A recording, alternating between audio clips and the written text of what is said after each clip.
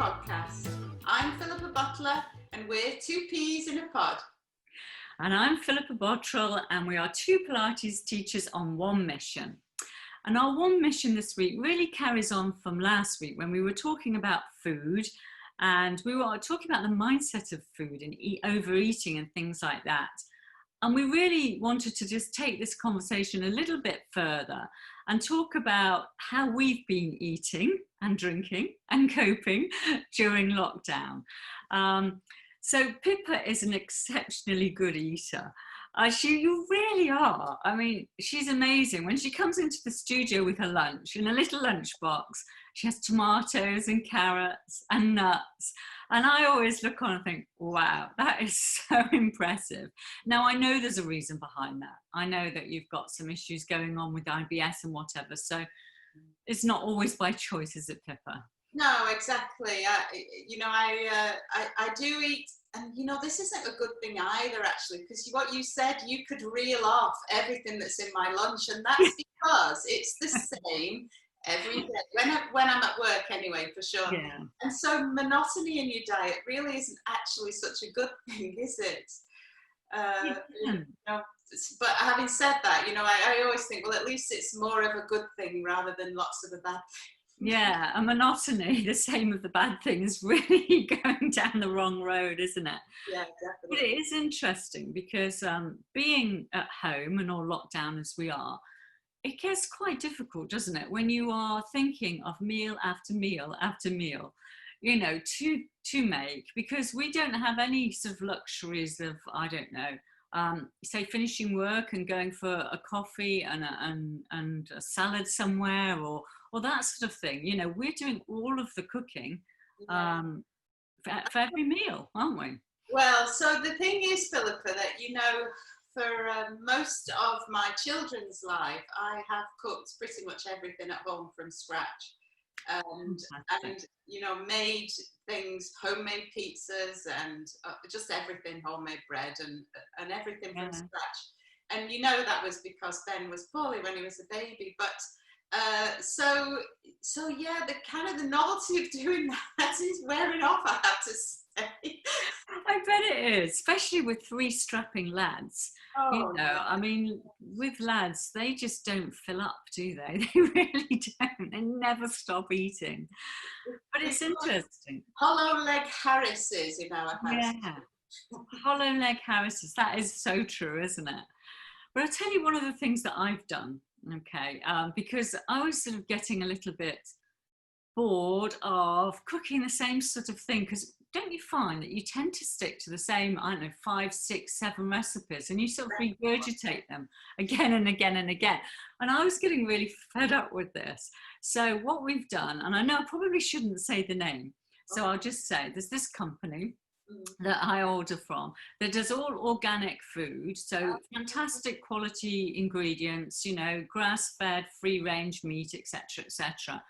And you make it yourself. So you get the ingredients for a meal for 2 or 4 or however many you want, and you cook it from scratch. And that has been absolutely brilliant for me, because all of a sudden I'm discovering new tastes and I'm eating new recipes, and it's sort of just widened and broadened my horizon, made me think a bit more. And yet at the same time, I'm still putting really good quality food into my body.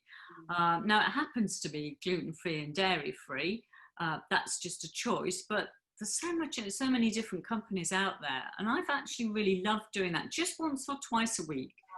Not full. Yeah, not every day. No, my aunt used to do that, and I think it's a bit like that program on the telly when you used to get a £5 and buy a bag of stuff, and then the chef had to make it into. Gosh, oh my! I wish I could remember what that was called. Yeah, I can't remember what it was called. Steady Cook or something. Yeah, it was something like that, wasn't it? Yeah, it's like a surprise, isn't it? Surprise! Yeah. And they have to make it from scratch, yeah. Or at least you get the recipe, I suppose. That's something. You get the recipe. I thought you were going to say it's like Meals on Wheels, because it is like Meals on Wheels, isn't it? I think we're young for Meals on Wheels. Just a different form of Meals on Wheels. But it has, do you know, it's been brilliant and I love it. Like, we're going to have one tonight. I'm not quite sure what we're having tonight, actually. But, you know, I've already decided. So I haven't even I've not thought about it because that's what I know I'm going to do. So come 5 o'clock or whenever, I just open up the recipe, open up the bag, prepare it, cook it, bingo. Wonderful, healthy meal. Yeah, I think that's really a good idea, because the thing that I was saying to you, I'm struggling with is the monotony of every day being the same people. I mean, I love my kids and all, but too much of a good thing. There's only so much you can take. So yeah, that's a really good way of breaking the monotony, isn't it? I like that. Yeah, it's definitely worked for us because, you know, I'm not used to eating well, I don't eat breakfast, as you know, but I'm not used to eating breakfast, lunch and supper at home, day in, day out. And neither am I used to doing lunch or you know, Max, or he sometimes does lunch for me, but do you know, it's this extra thinking about things. I think, that maybe we talked about that last time, being surrounded by people who have different routines to you, and so the fridge, it's like the fridge is constantly open with people in the back of it. I suppose what I'm lucky with is Ben's doing some of our cookery, and he's really good. I managed. I give myself a pat on the back for that one, because he's managed. He's really self-sufficient, and he's cooking family meals. And so, a bit like you, it's sometimes for me that's such a break not to have to think about what's for dinner. And also, the thing I find, just the fact that I have to go near the fridge sometimes means that by the time I get to the end of preparing the meal, I've probably eaten about half of what I was cooking. Really? So you're a bit of a nibbler as you cook. You nibble, do you? I'm terrible. Well, so usually it's because I had carrots and hazelnuts. Yeah, that's so you're hungry. Absolutely hungry. So I'm starving, ravenous, and I hate the fact that I do it, and and so for me not to have to be near the food whilst it's being prepared is a real, for me. And my mum, do you know what? I think my mum does it. So what you said last time about these, how your beliefs or your, whatever, she does that really a lot. And and that's it. When they do get passed down to us, don't they? Those little habits that we sort of form, but they come from somewhere, and often they're just learned behaviours, aren't they? But what about, I was going to talk about alcohol as well for you, because you don't drink, do you? No, I haven't done for a long time. How long has it been, Pippa, since you've drunk anything then? Well, good, like probably 2 years. Really? And do you struggle with that, or are you sort of over that now? No, I'm definitely over that. The thing that happened to me when I was young was I lost my brother, didn't I? Yeah. And so after that, I was 17, and actually I probably drank more before I was 17 than I did after. Because of that. Because every time if I drunk and I had a drink and had a bit too much, it would make me very maudlin. And so I would end up crying. And so I kind of, that just wasn't what I want, and I can be happy and jolly without drinking. So I kind of never, after that really, I never had a lot to drink. And occasionally I would, it's not like I didn't drink at all. But then I didn't drink at all when I was pregnant twice. And so it just gets easier and easier the more that you don't do it, I think. Yeah. I suppose it's just like everything else, isn't it? You and your body and your mind gets used to it. But I must admit, I quite like a little drink myself. But and my body doesn't necessarily. And so I have had to change, over time what I drink. And I've never drunk during the week. I've always had this no drinking on a school night, because you can't get up and teach, can you, the next day? Even if you've had a couple of glasses of wine, I can't get up and teach the next day. It makes me tired, drains me of my energy. and if it's wine, it gives me a hangover. None of those things are great for teaching. So I've always had that rule. But I do like to have a drink at the weekend. But interestingly enough, I used to love white wine, and I still love the thought of it, but I can't drink it anymore. My No, body just reacts to it. hangover, is it? Or Well, it is everything. It's like as soon as I start to drink it, within, I'd say 20 minutes, sometimes even quicker than that, my face has gone bright red. And I know that's a common thing for a lot of people, but then I start to get a headache. oh, Yeah. And I can get really unusually drunk really quickly. Really quickly. So 2 glasses of white wine would have me slurring my words. wow. Seriously. Yeah. And that obviously that never used to happen. That's a relatively recent thing. But I can drink quite happily a couple of glasses of red wine, and I don't have that. Doesn't have that effect on me. Oh, that's funny, isn't it? I wonder what that is. I don't know. It must be something to do with what they put in the wines, but it doesn't have that effect. The other thing I can drink is prosecco and champagne. Oh, That's good, isn't champagne. it? I know. Yeah. So I do have a drink of that. Oh, and a gin and tonic. Oh yeah, well that's so fashionable, Philip. You're so fashionable. I've never been fashionable. I do like a gin and tonic. That doesn't give me a hangover or a headache or anything either. So really weird how some alcohol can and some just doesn't. Well, I know, and I think from what I can gather, the better quality of alcohol, like when I was still having some, if I drank organic wine, I wouldn't get a headache, and if I drank ordinary, then I would. Yeah, absolutely. And I think maybe the tonic part of the gin helps with the hydration, maybe to combat the. It must do because it dilutes it down, doesn't it? And so, yeah, it is interesting. And so I was just thinking, have I drunk more over lockdown? And actually the answer is yes, I think I have actually. I know, I have, particularly when it's really warm. So when we're having this gorgeous weather, there's another thing I like to drink. There's a long list of it now. It's all coming out now. It's all coming out now. I love a good Pimm's.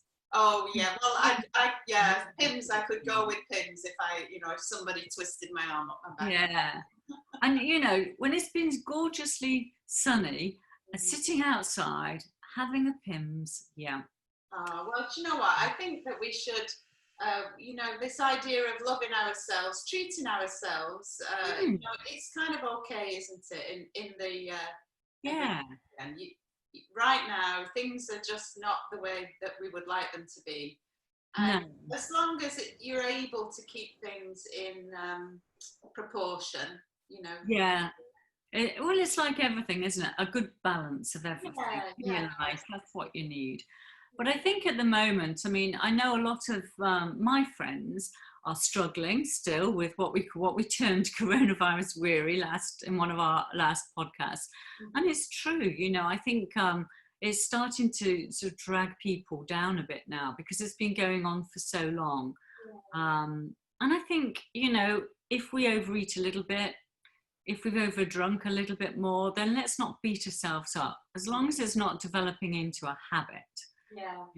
That's the one thing that people have said this to me a few times lately and kind of taken it for granted. Oh, you're slim. Oh, you've been slim as long as I've known you. You're slim, blah, blah, blah.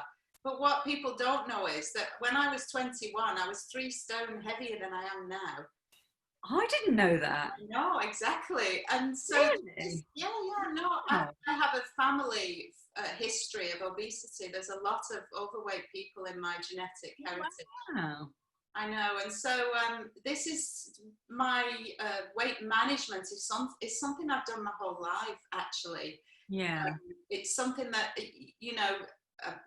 people might think I go overboard, but a little tip is you don't want the slippery slope. You don't want to get too far down the slope because then it's a lot harder to pull yourself back up again. And so It is. Different schools of thought on the weighing yourself, but weighing yourself does give you, a little bit of a heads up as to what direction things are traveling in.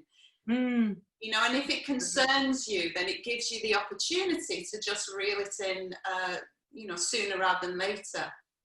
Yeah, and much like you say, much easier to reel it in sooner, isn't it? Because of course it's like a compound effect, isn't it?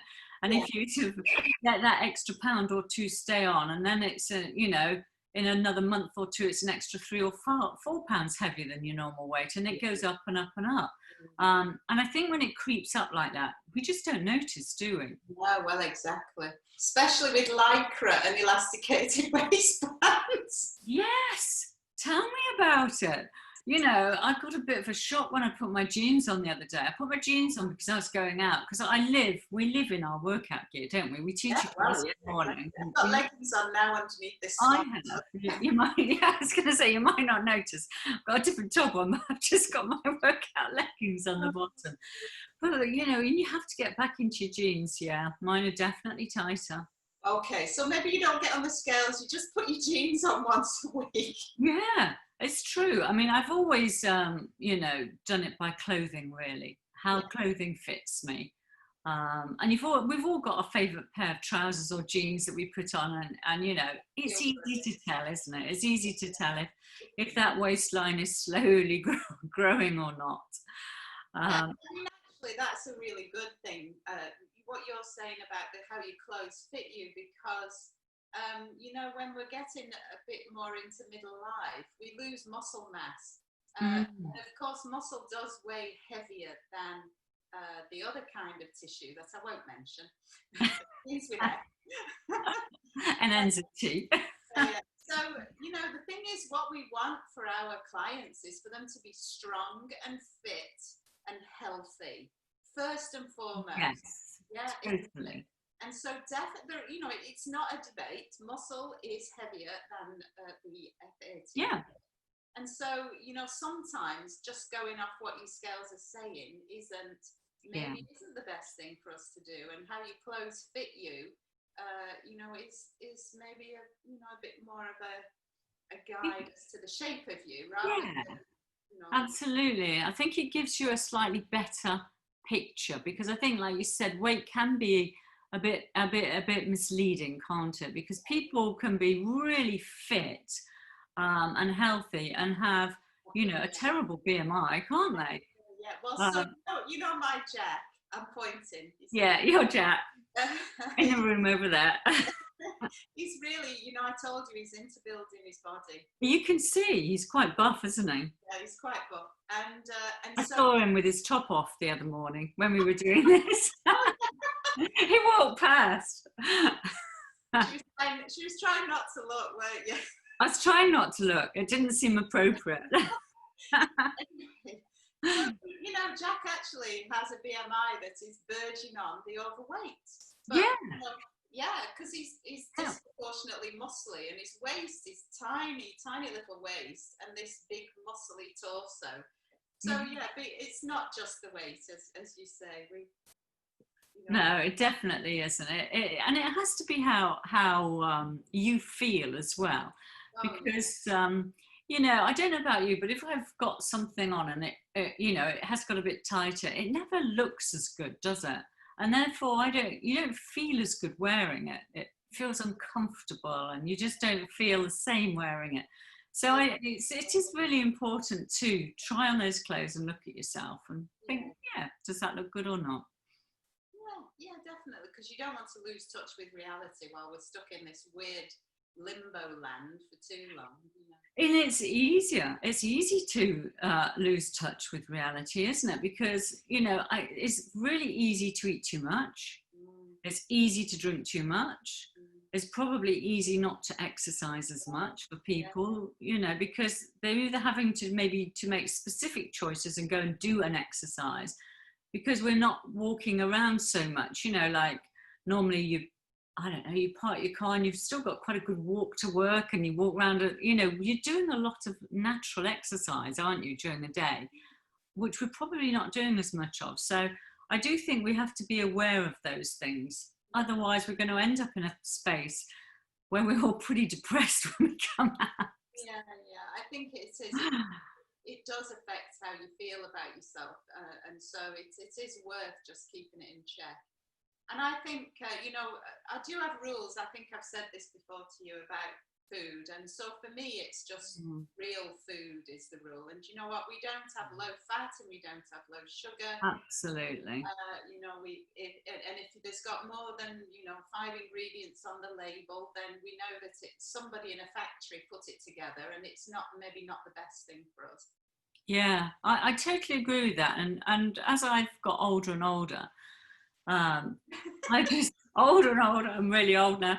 No, but I've got more and more particular about the quality of the ingredients of what I eat. So I would much rather now pay for some free-range grass-fed meat if I'm going to eat meat and have it once a week, rather than have some rubbish where they've stuffed it full of hormones and it's, all the rest of it, and you have it every day. So I'm so much more fussy about that. So an awful lot of everything I buy now is organic. And I just don't waste as much. I'm better at using everything up now. It really focuses the mind when you pay quite a bit for it. It does. You don't want to waste it, do you? Because you think, wow. And that's the way I've gone. And, whereas when I was younger, and didn't have as much money, had more children around and all the rest of it, you do tend to opt for cheaper ingredients. And that's what's so difficult, isn't it? Because it's only in the last X number of years that we've really realized what they've put in our food. Yeah. Until that time, I don't think we were that aware, but we've become more and more aware. Well, so my dad was always in farming. Oh, yes. Yeah. I kind of had half an idea that. Yeah, of course. Of what was going on. And I read a book. Oh, gosh, I probably shouldn't even mention it because I can't remember the name of it. It was a long time ago. But it was all about the food industry. I'm looking down. It's probably on the bookshelf over there. It was all about what's going on in factory farming, if you want to call it that. Yeah. And all the antibiotics pumped into animals and the chemicals sprayed all over our crops and the depletion of the soil. And I mean, that's something that it's kind of scary, isn't it, to think that if your soil's no good, how good's your food going to be?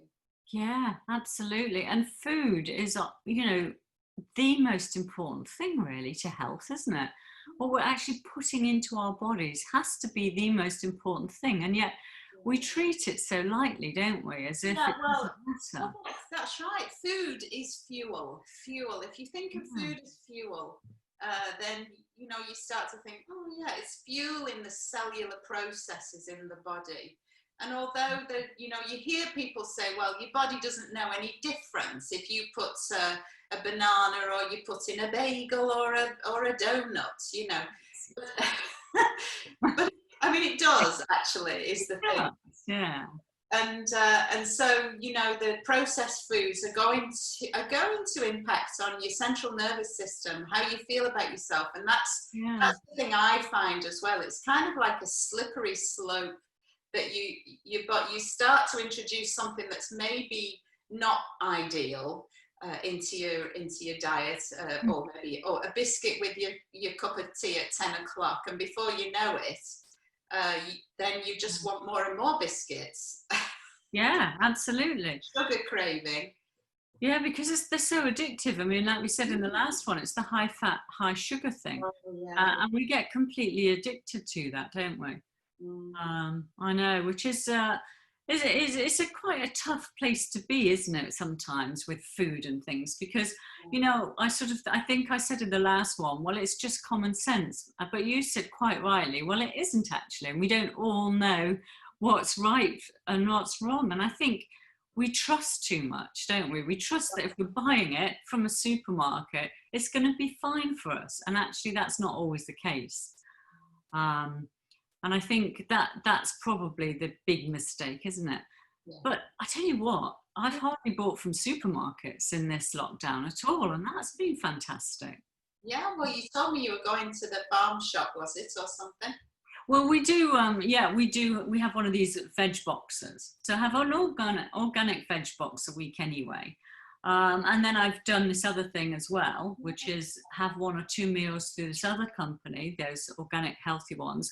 And then really we just try and manage. And we manage and we manage because I really don't, right now, I just don't want to be in a supermarket anyway. It's quite bizarre. I think that's it, you know. My family laugh at me when they look in the cupboard and nobody else could make a meal out of what was in there apart from me. What can I do with, we're back to that television programme, a bag of lentils, an aubergine, you know, what can I do with this? And so, I think the hard thing is, if you let yourself get so hungry, you want to eat something right now. Yeah. And if you haven't got anything in that you can snack on, then it's, you know, or anything in healthy that you can snack on, you are going to turn to a quick fix, like chocolate bar or biscuits or things like that. So, you know, I try and keep in. When I went sugar-free for that, you know, when I was doing that parasite cleanse and everything like that, I had to go sugar-free for about 3 months. I got in this 100% cacao. So it's that really darkest of dark chocolate, really, really bitter. I love it. But I was going to say, I learned to love it. And just letting that melt on my tongue, you know, and it just gets rid of the craving. There's no sweetness in it. Obviously, there's no sugar in it. There's nothing. But it gives you, it's that nature's kick, isn't it? Yeah. Well, so, I mean, cacao obviously is full of caffeine, so it does get and I was eating cacao chips.